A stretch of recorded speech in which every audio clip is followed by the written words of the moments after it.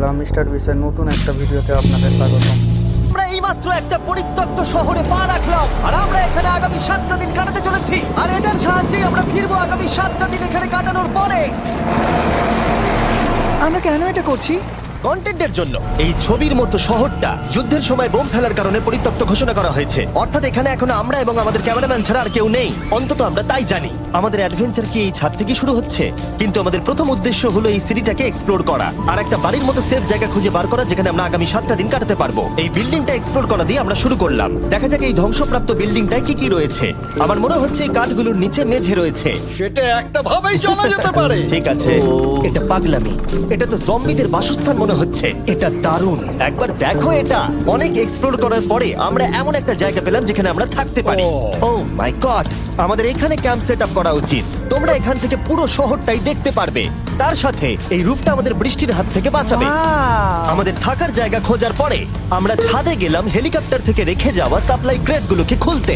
চলো এই ক্রেটটাকে খোলা যাক ক্যাম্প বানানোর জন্য। আমাদের কিছু গিয়ার চাই। এই ক্রেটের ভিতরে সবকিছু আছে যা আমাদের আগামী 7টা দিন প্রয়োজন। তোমরা যদি ভাবো এগুলোকে আমরা সিঁড়ি দিয়ে কি করে নিচে নামাবো, বলে দিয়ে আমরা এগুলোকে ফেলবো। Oh! চ্যান্ডলার! দেখো এটা একদম সোজা নিচে নামছে। ক্রিস, এখন স্লিপিং ব্যাগের বৃষ্টি হচ্ছে। চ্যান্ডলার, এই নাও আমাদের ডিনার প্লেট। চ্যান্ডেলার, ওটাকে পড়তে দিও না। দেখো কি সুন্দর নিচে পড়ছে। মজা অনেক হলো, কিন্তু এবার আমাদের সার্ভাইভের জন্য অনেক কাজ করতে হবে। কারা আগুন জ্বালাবে? আমরা করব। তাহলে আমরা বিছানা বাঁধবো। ক্রিস মার্কের সাথে আগুন জ্বালাতে শুরু করলো। আমি লক কেবিনের খুব বড় ফ্যান, আমার আগুন জ্বালাতে খুব ভালো লাগে। ইগল স্কাউট, তোমাদের কি বলেছি আমি? তখন চ্যান্ডেলার আর আমি ঘুমানোর জন্য কিছু জিনিস খুঁজছিলাম। এই গদিটা কি 100 বছরের পুরনো? এই তুমি একটা ম্যাট্রেস খুঁজে পেয়েছো? হ্যাঁ। কোথা থেকে? সেকেন্ড ফ্লোরের একটা কোণায় পড়েছিল।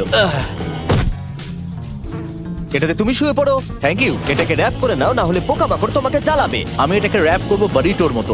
আর যখন চ্যান্ডেলার ম্যাট্রেসটাকে র‍্যাপ করছিল, আমরা তখন ঘুমাবো বলে ঠিক করলাম কাঠের দরজার উপরে। আমার মনে হচ্ছে তোমরা আমার থেকে বেশি কমফোর্টেবল হয়ে শুয়ে আছো। এখন থেকে পিঠে ব্যথা করছে। এই শহরে এখনো অনেকগুলো বিল্ডিং আমাদের এক্সপ্লোর করতে হবে। কালকের দিনটা দারুণ হতে চলেছে। চলো সকালে দেখা হচ্ছে। প্রথম দিনটা এই শহরে আমাদের সাধারণভাবেই কাটলো, কিন্তু সেদিন রাত্রিবেলা একটা অদ্ভুত ঘটনা ঘটলো। আমরা যখন ঘুমোচ্ছিলাম, মার্ক আর আমাদের ক্যামেরাম্যান কাঁচ ভাঙার শব্দে জেগে উঠলো, যেটা ক্যাম্প থেকে বেশি দূরে নয়। যেটা আমাদের ভাবাতে শুরু করলো যে আমরা ছাড়া সত্যি কি এই শহরে আর কেউ নেই। এটা কি ছিল? আমরা এক্ষুনি কাঁচ ভাঙার শব্দ শুনতে পেলাম। আমার মনে হলো আমি কিছু একটা দেখলাম। আর এই অদ্ভুত আওয়াজটা ছাড়া জোরে হাওয়াও আমাদের ঘুমে ব্যাঘাত ঘটিয়েছিল। তোমরা রাতে কেমন ঘুমোলে?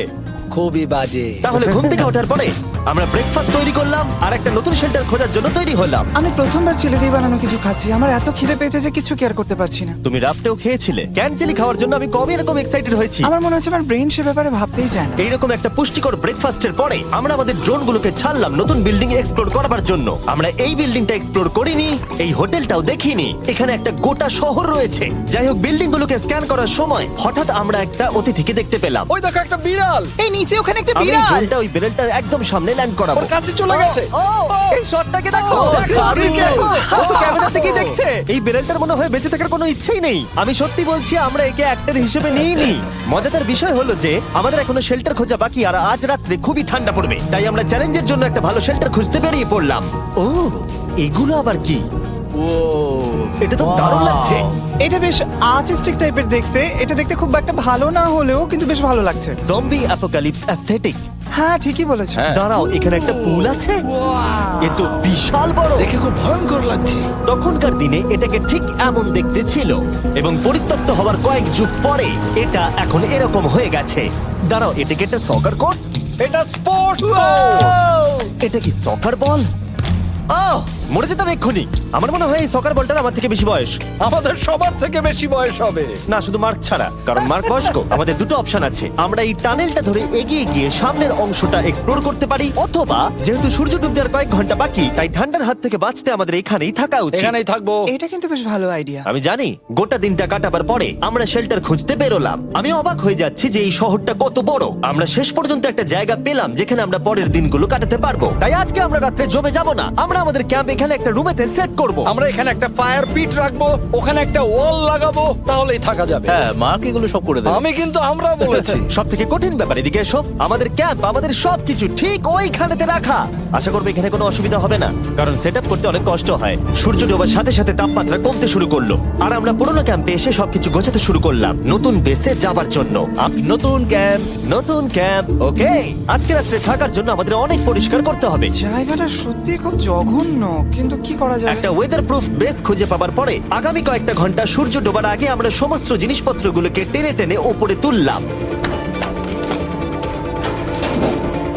যেহেতু অন্ধকার দ্রুত নামছিল, আমরা নতুন বেসে সব জিনিসগুলোকে আনতে পারিনি, তাই আমাদের কাছে ছিল কিছু ওয়াটার ব্যাগ, কিছু ক্যান্ড চিলি, কিছু ম্যাট্রেস, আর তেমন কিছুই ছিল না। তোমাদের সবার নতুন জায়গা কেমন লাগছে? আমার বেশ ভালো লাগছে, এখানে কোনো হাওয়া নেই। এখানটা অনেকটা গরম। চ্যানেলের কি? এই চ্যালেঞ্জের 7টা দিনের মধ্যে আজকে হলো তৃতীয় দিন, আর ঘুম থেকে ওঠার পরে আবার এক্সপ্লোর করা শুরু করলাম। খুব সাবধানে। এই সিঁড়িগুলো বড্ড খাড়া। এই সব সিঁড়িগুলোর মধ্যে মাত্র 3টে সিঁড়ি ঠিকঠাক আছে। এই বীজটা তো দারুণ, দেখে তো বিচই মনে হচ্ছে। কারণ এটা একটা বীজ। হ্যাঁ হ্যাঁ হ্যাঁ। বেশি দূর যেতে হলো না, একটা অদ্ভুত ঘটনা ঘটলো। আমি কাউকে দেখতে পেলাম, কি? জানি না, ওই সিঁড়ির ওখানে মনে হলো কেউ আছে। হ্যাঁ, দেখতে পেয়েছি। জিমি। মনে আছে প্রথম দিন কাঁচ ভাঙার শব্দে আমরা কিরকম ভয় পেয়েছিলাম? আমার মনে হচ্ছে ওই কাঁচ ভাঙার পেছনে এরই হাত রয়েছে। সেই মুহূর্তেই আমরা বুঝতে পারলাম যে আমরা আসলে এই পরিত্যক্ত শহরে একলা নই। আর আমাদের ক্যামেরাম্যান একবার এই মানুষটাকে ড্রোনে স্পট করার পরে আমরা ওকে খোঁজা শুরু করলাম। চলো গিয়ে দেখা যাক। চলো তদন্ত করা যাক। এই বিল্ডিংটা কিন্তু দারুণ। এই ম্যানশনটা এই বড় হোটেলটার পাশে কেন? অনেক যুগ আগে এই হোটেলটা একটা দারুণ ভ্যাকেশন কাটানোর জায়গা ছিল, কিন্তু কয়েক বছর যুদ্ধের পরে এই ছবির মতো শহরটা ঠিক এরকম হয়ে গেল। চলো ভেতরে ঢোকা যাক। হোটেলে আমরা নিজেদেরকেই স্বাগত জানালাম। আমরা এখানে ঢোকবার আগে ক্যামেরাম্যান আসবার জন্য অপেক্ষাই করিনি। যাই হোক, ও ভেতরে কি অন্ধকার। সবাই দাঁড়িয়ে যাও, দাঁড়িয়ে যাও। ক্যান্ডি, আমাদের ওদিকে যাওয়া উচিত। আমি প্রথমে যাব। ঠিক আছে, থ্যাংক ইউ। তোমার কি মনে হয় তুমি ফেস্টিভ্যাল বার পাবে? এখানে সব কি? এসব দেখে কিন্তু আমার ভয় লাগছে, তাই এবার মার্ক সামনে যাবে। দেখো এই জায়গাটা কত লম্বা, আর যদি তুমি এখানে পড়ে যাও তাহলে তুমি মরে যাবে। এখানে কিন্তু কেউ লুকিয়েও থাকতে পারে আর আমাদের উপর অ্যাটাকও করতে পারে। যদি কেউ আমাদেরকে অ্যাটাক করে আমরা কি করব? সবাই নিজেকে বাঁচাবে। হ্যাঁ, যে সব থেকে বেশি স্লো সেই মরবে। ওই লাইটটা কিসের? হ্যালো, আমার কিন্তু বেশ ভয় লাগছে গাইস। আমরা দিনের বাকি সময়টা ওই লোকটাকে খুঁজতে কাটিয়ে দিলাম, আর যেই অন্ধকার হতে শুরু করলো আমরা আশা করছিলাম যেন ও আমাদেরকে না খোঁজে। আর এখন অন্ধকার হয়ে গেছে, আমরা এটারই অপেক্ষা করছিলাম। আমাকে বড় টর্চটা দাও। ধন্যবাদ। বড় টর্চ। এখন ওখানে কোনো বিল্ডিং দেখা যাচ্ছে না। এটা হলো পৃথিবীর সব থেকে শক্তিশালী টর্চ। তোমরা দেখতে পাবে। ভাই, আমি জলের মাছগুলোকে দেখতে পাচ্ছি লাফাচ্ছে।